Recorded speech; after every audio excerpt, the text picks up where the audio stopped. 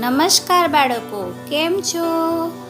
જ્ઞાનગંગા વિદ્યાલય દ્વારા આયોજિત ઓનલાઈન શિક્ષણ જગતમાં આપ સૌનું હાર્દિક સ્વાગત છે.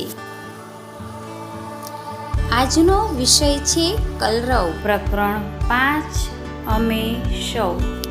પ્રકરણ 5 અમે સૌ. બાળકો, આપણે આ પ્રકરણ પાઠ્યપુસ્તકમાં શીખી ગયા છે. હવે આજે આપણે પ્રકરણ સ્વાધ્યાય પોથીમાં શીખીશું. ચાલો, સ્વાધ્યાય પોથીમાં પહેલો પ્રશ્ન છે, પાઠમાં આપેલા જોડકણા વાંચો, સમજો અને જવાબ લખો. તો બાળકો, આપણે આગળ જોડકણા શીખી ગયા છે, તો એ જોડકણાને આધારે આપણે નીચેના પ્રશ્નોના જવાબ લખવાના છે. ચાલો, પહેલું છે, નદીની રેતમાં ઉગે છે કોણ? તો નદીની રેતીમાં કોણ ઉગે છે? બટાકું. તો જવાબમાં આવશે બટાકું. ચાલો, બીજો પ્રશ્ન છે, તેને લીલા ધોળા પાંદડા છે કોણ? તો લીલા ધોળા વાળું પાંદડાવાળું શાકભાજી કયું? તો કોબીજ. તો આપણે અહીંયા કોબીજ લખવાનું છે. ચાલો, હવે ત્રીજો પ્રશ્ન છે, તેનો ખાટો મીઠો સ્વાદ છે કોણ? તો ખાટા મીઠા સ્વાદવાળું ફળ કયું છે? સંતરા. તો અહીંયા આપણે લખીશું સંતરા. આગળ છે ચોથો પ્રશ્ન, તે ફળનો રાજા છે કોણ? તો ફળનો રાજા કોણ છે? કેરી. તો જવાબમાં આવશે કેરી. આગળ પ્રશ્ન છે, તેની પાંખડીમાંથી ગુલકંદ બને કોણ? તો પાંખડીમાંથી ગુલકંદ બને એટલે એને કહેવાય ગુલાબ. તો અહીંયા આવશે જવાબમાં ગુલાબ. ચાલો, આગળ છઠ્ઠો પ્રશ્ન છે, તે પીળા ગોટા જેવું ફૂલ છે કોણ? તો પીળા ગોટા જેવું ફૂલ છે ગલગોટો. તો આપણે આવી રીતે આ પ્રશ્નોના જવાબ લખવાના છે. ચાલો બાળકો, હવે જોઈએ આપણે પ્રશ્ન નંબર 2. જોડકા યોગ્ય રીતે લીટી દોરીને જોડો. તો બાળકો, આપણને ચિત્ર આપેલા છે શાકભાજી, ફળ અને ફૂલના. તો એ શું કામ કરે છે, એટલે એ શાના ઉપયોગમાં છે એને આધારે આપણે અહીંયા જોડકા જોડવાના છે. ચાલો, પહેલું છે કેરી. તો કેરી શું કોણ છે? ફળોનો રાજા. તો આપણે અહીંયા ફળોના રાજા સાથે જોડી દીધું. પછી બટાકા. તો બટાકાને કહેવાય છે શાકનો રાજા. તો અહીંયા શાકના રાજા સાથે જોડી દેવાનું છે. પછી છે ગુલાબ. તો ગુલાબ શું છે? તેના છોડને કાંટા હોય છે. તો આવી રીતે એને જોડવાનું છે. પછી કોબીજ. તો પાનની અંદર પાન છે. આવી રીતે એને જોડવાનું છે. અને છેલ્લે છે ગલગોટો. તો ગલગોટો શું કામમાં આવે છે? ફૂલહારમાં શોભે છે. આવી રીતે આપણે આ જોડકા જોડવાના છે. ચાલો બાળકો, હવે અહીંયા છે પ્રશ્ન નંબર 3. 5 ફળોના નામ લખો. તો બાળકો, અહીંયા જગ્યા આપી છે, તો તમારે તમને જે ભાવતા હોય કે તમને જે જાણતા હોય તે ફળના નામ લખવાના છે. ચાલો, મેં અહીંયા લખ્યું છે કેરી, સફરજન, કેળા, ચીકુ અને દાડમ. તમારે તમારી મરજી પ્રમાણે લખો ફળના નામ તો ચાલશે. ચાલો બાળકો, હવે છે પ્રશ્ન નંબર 4. 5 શાકભાજીના નામ લખો. તો હવે આપણે શાકભાજીના નામ લખીએ. રીંગણ, બટાટા, ટામેટા, કોબીજ, વટાણા. તમે અહીંયા પણ તમારી મરજી પ્રમાણે શાકભાજીના નામ લખી શકો છો. પ્રશ્ન નંબર 5. 5 ફૂલોના નામ લખો. તો બાળકો, હવે આપણે ફૂલોના નામ લખવાના છે. ચાલો, ચંપો, ચમેલી, જાસૂદ, ગુલાબ અને છેલ્લે છે ગલગોટો. તો બાળકો, તમે અહીંયા જાણતા હોય તે ફૂલોના નામ પણ તમે લખી શકો.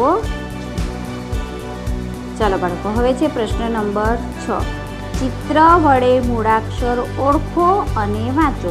તો બાળકો, આપણને ચિત્ર સાથે મૂળાક્ષર ઓળખવાના કીધા છે. ચાલો, ક કબૂતરનો ક, બ બકરીનો બ, છત્રીનો છ, અને અ અજગરનો અ.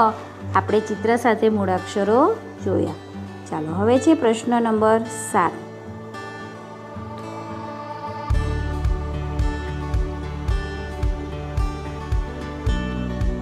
સરખા મૂળાક્ષરો ઓળખો, વાંચો અને લીટી દોરીને જોડો. તો બાળકો હવે આપણે સરખા મૂળાક્ષરો જોડવાના છે. ચાલો, ક કમળનો ક, બ બકરીનો બ, છ છત્રીનો છ. આવું તમે સિનિયરમાં શીખી ગયા હતા. હવે છે અજગરનો અ, કમળનો ક, બ બકરીનો બ. પછી પાછું જોડકું છે છત્રીનો છ, અજગરનો અ, ક કમળનો ક. આવી રીતે તમારે આ જોડવાના. ચાલો બાળકો, હવે છે પ્રશ્ન નંબર 8. હરોળમાં જુદો પડતો મૂળાક્ષર શોધી તેના પર ગોળ કરો. તો લાઈનમાં જે અક્ષર તમારો જુદો હોય તે તમારે જોવાનું. જુઓ, ક ક ક, તો વચ્ચે આવ્યો અ, તો અ પર શું કરવાનું? ગોળ. પછી છે બ છ છ છ, તો બ પર આપણે ગોળ કરવાનું. પછી છે બ બ બ અને છ, તો છ જુદો પડે છે તેની પર ગોળ કરવાનું. પછી છે અ અ ક અ, તો અહીંયા આપણે ક પર ગોળ કરવાનું. આવી રીતે આપણે આ પ્રશ્ન પૂર્ણ કરવાનો. ચાલો બાળકો, હવે છે પ્રશ્ન નંબર 9. ચિત્ર ઓળખો અને યોગ્ય મૂળાક્ષર પર નમૂના મુજબ ગોળ કરો. તો બાળકો, આપણને ચિત્ર આપેલા છે એના પર ઓળખવાના મૂળાક્ષર ઓળખીને ગોળ કરવાનો છે. ચાલો, પહેલો ક, તો ક કબૂતરનો ક. પછી બ બતકનો બ. હવે કાગડાનો આપેલો છે તો એમાં કનેકાનો ક આવે એટલે આપણે કરવાનું નહીં. પછી છે બ, બ બકરીનો બ, બ બદામનો બ અને બ બટનનો બ. આવી રીતે આપણે ગોળ કરવાનું છે. ચાલો આગળ જોઈએ. અ અજગરનો અ આપેલો છે તો અ અનાનસનો અ, અ અજગરનો અ અને અ અખરોટનો અ.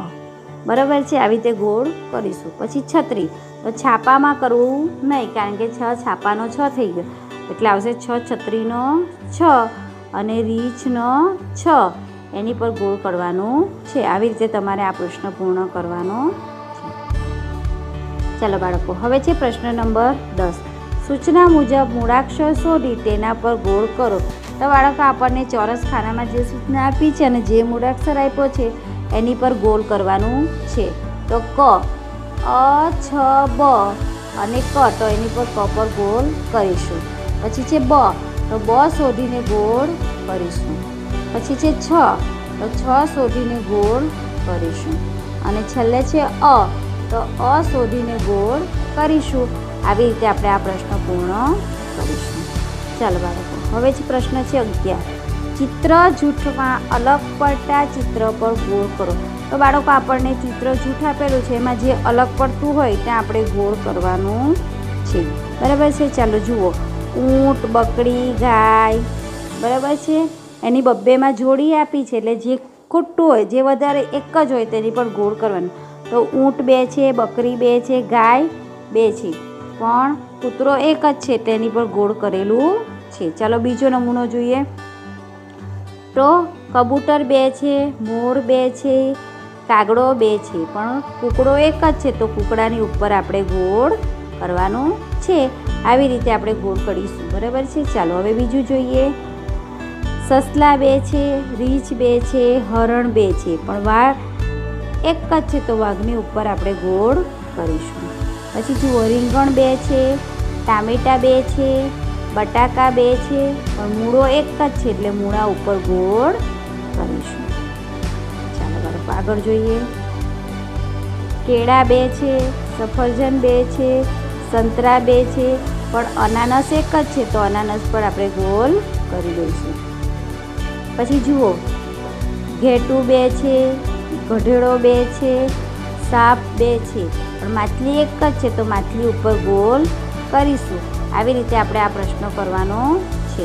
બાળકો, આજે આપણે આપણી સ્વાધ્યાય પોથીમાં પ્રશ્નો 1 થી 11 સુધી શીખી ગયા.